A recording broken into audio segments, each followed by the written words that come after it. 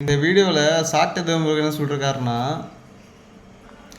PM crowd funding கேட்டால் அது நியாயம், சிஎம் க்ரௌட் ஃபண்டிங் கேட்டால் அது நியாயம். ஆனால் நாம் தமிழர் கட்சியில் இருக்கிறவங்க க்ரௌட் ஃபண்டிங் கேட்டால் அது தவறு. அதுக்கான விளக்கத்தை அவருக்கு தலைவர் கொடுத்துருக்காரு. அது கொஞ்சம் பார்த்துட்டு வாங்க. அந்த வீடியோக்கு அப்புறம் நம்ம சொல்கிற விளக்கத்தையும் கொஞ்சம் பாருங்கள். உங்களுக்கு தான் திறன் நிதியில கொட்டுன்னு கொட்டுதேப்பா. திறன் நிதி திருடுவங்க தானே நீங்க. இந்தியால கொரோனா வந்துச்சுல்ல, அப்போ ஐயா மோடி அழைப்பு கொடுத்து உலகம் முழுமைக்கும் வாழக்கூடிய இந்தியர்கள் இந்த கொரோனால இருந்து இந்தியாவை காப்பாத்த நிதி கொடுங்கள் அப்படின்னு சொன்னார்ல. ஆமா, அதுக்கு பேர் என்ன? Crowdfunding. தமிழ்நாட்டுல வெள்ளம் வந்த உடனே தமிழ்நாடு முதலமைச்சர் உலக தமிழர்களே எனக்கு நிதி கொடுங்கள் அப்படின்னு சொல்லி அறிவிச்சார்ல. ஆமா ஆமா, சிஎம் ஃபண்டுக்கு. அதுக்கு பேர் என்ன? அது கிரவுட் ஃபண்டிங். கிரவுட்னா என்ன? கிரவுட்னா கூட்டம், திரண்டு நிக்கிறது. ஆமா, திரண்டு நிக்கிற கூட்டம். ஃபண்டுனா நிதி. அதுக்கு பேர் என்ன? திரள் நிதி. இதான் திரள் நிதியா?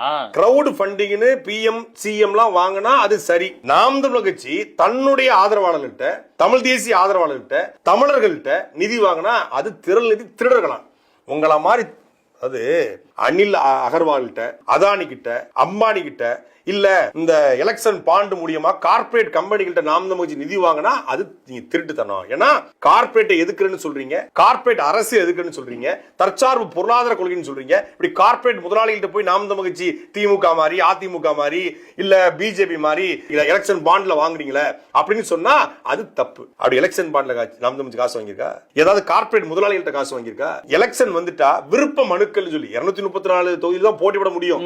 ஆனா 10,000 விருப்ப மனு வரும். ஒரு விருப்ப மனுக்கு 10,000 ரூபாய், 5,000 ரூபாய், 25,000 ரூபாய் வைப்பாங்க. தேர்தல் வந்துருச்சு, தேர்தல் நிதி கொடுங்கன்னு சொல்லி இன்னைக்கு வரைக்கும் திமுக வாங்குது. திமுக உங்களுக்கு தெரியும், பணக்கார கட்சின்னு தெரியும்.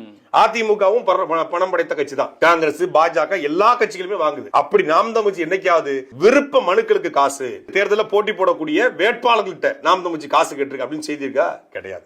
நாட்டுக்கு இளைஞர் அரசியல் வரணும்னு சொன்னீங்க, வந்தாச்சு. படிச்சவங்க வரணும்னு சொன்னீங்க, வந்திருக்கிறோம். நல்லவங்க வரணும்னு சொன்னீங்க, வந்திருக்கிறோம். அப்போ இந்த நாட்டை மாற்றுவதற்கு தமிழ் தேசிய ஆதரவாளர்கள்ட்ட நாம் தமிழர் கட்சி நிதி கேக்குது. இதுல என்ன தப்பு இருக்கு? அவர்களே, நீங்க அரசியல்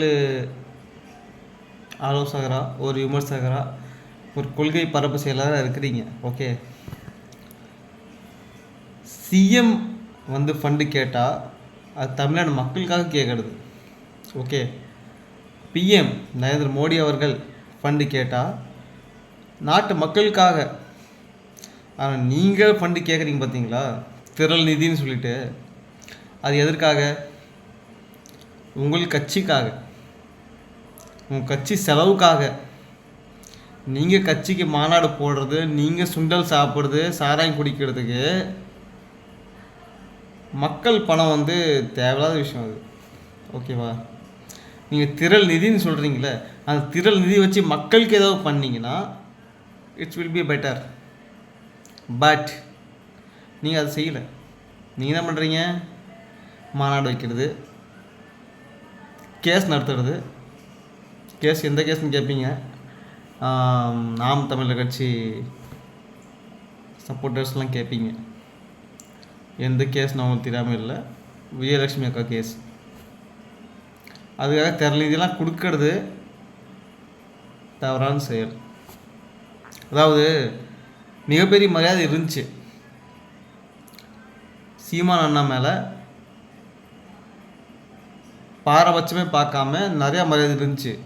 எப்போ இருந்துச்சுன்னா, திராவிட கட்சிகளை எதிர்த்தாரு பார்த்தீங்களா, அப்போ இருந்துச்சு.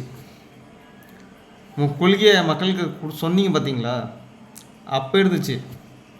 ஆனால் எப்போ விஜய் அவர்கள் அரசியலுக்கு வந்தாங்களோ அப்போலேருந்து உங்கள் கொள்கை என்னென்னா, திராவிடர் கட்சிகளே கமெண்ட் பண்ணுறதை விட்டுட்டீங்க. டோட்டலாக விஜய் அண்ணன் மட்டும் தான் கமெண்ட் பண்ணிட்டுருக்கீங்க. இது உங்கள் கொள்கையா? நீங்கள் அதுக்கு தான் அரசியலுக்கு வந்தீங்களா? 15 வருஷமாக நீங்கள் இருக்கீங்க அரசியலில். நீங்கள் அதுக்கு தான் இருந்தீங்களா? விஜயன் ஒருத்தன் வருவான், அவனை எதிர்த்தணும், எதிர்த்து பேசணும், அவனை தடுக்கணும், அதுக்காக நீங்கள் அரசியலுக்கு வந்தீங்களா? இல்லைல்ல. மக்களுக்கு நல்லது செய்யணும், மக்களுக்கு எல்லாவும் கிடைக்கணும், மக்களுக்கு எல்லாமே நல்லது நடக்கணும். நம்ம ஆட்சிக்கு வந்தால் என்னெல்லாம் பண்ணலாம் அதுதானே அவங்க கான்செப்ட்டு. அப்போ எங்கேருந்து விஜய் அதை எடுக்கிற வந்தார்? பிஎம் சிஎம்க்கெலாம் நீங்கள் வந்து பேசுகிறீங்களே, பிஎம் ஃபண்டிங் கேட்டார்னா, க்ரௌட் ஃபண்டிங் கேட்டார்னா அவர் இந்தியாவுக்காக கேட்குறாரு. சிஎம் க்ரௌட் ஃபண்டிங் கேட்டார்னா சிஎம் வந்து தமிழ்நாடு மக்களுக்காக கேட்குறாரு. அண்ட் நீங்கள் நாம் தமிழர் கட்சி இருக்கிறவங்கள க்ரௌட் ஃபண்டிங் கேட்குறீங்கன்னா எதுக்காக கேட்குறீங்க? உங்கள் கட்சிக்காக கேட்குறீங்க. இது நீங்கள் புரிஞ்சுக்கணும். க்ரௌட் ஃபண்டிங் என்றைக்கும் மக்களுக்கு தான் போய் சேரணும். தனிப்பட்ட கட்சிக்கோ தனிப்பட்ட நபருக்கோ சேர்றது பேர் க்ரௌட் ஃபண்டிங் கிடையாது. அது பேர் பிச்சை. மக்கள்கிட்ட பிச்சை எடுத்துட்டு மக்களுக்கே மாநாடு நடத்திட்டு மக்களுக்கே கூட்டம் போட்டுட்டு மக்களே வந்து குறை சொல்கிறீங்க, தற்கொலைங்கிறீங்க. நீங்கள் எப்படி தற்கொலை? எனக்கு தெரிஞ்சு நானுமே சார் தான் ஓட்டு போட்டதே நம்ம சீமானுக்கு தான். 2 எலெக்ஷனா டோட்டல் வேஸ்ட், சிம்பிளி வேஸ்ட். ஒன்றும் ஆகலை. அதுவும் 2026 அவங்களுக்கு ஓட்டு விழாது, விஜய்க்கு தான் மெஜாரிட்டி அதிகமாக இருக்குதுன்னு சொல்லிட்டு விஜயை தான் கட்சிக்கிட்டு இருக்காரு மிஸ்டர் சாட்டை துரைமுருகன் அவர்கள். அது டோட்டல் வேஸ்ட். நீ என்ன தலைகள் தண்ணி குடித்தாலும் 2026 ஆட்சி மாற்றம் உண்டு. அது நாம் தமிழ் கட்சி கிடையாது. எலெக்ஷன் நடக்கும், ரிசல்ட் வரும். we will wait and watch what is the result. But ஒன்றும் சொல்கிறதுக்கு இல்லை.